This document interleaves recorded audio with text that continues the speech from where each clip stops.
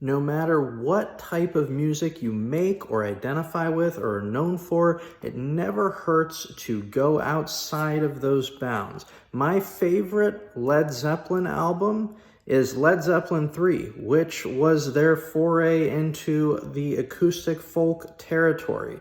My favorite Led Zeppelin song is from that album. It's That's the Way.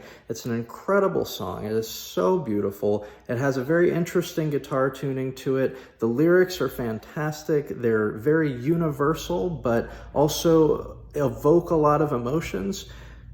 Find genres that you love that you haven't experimented yet with, and make something happen.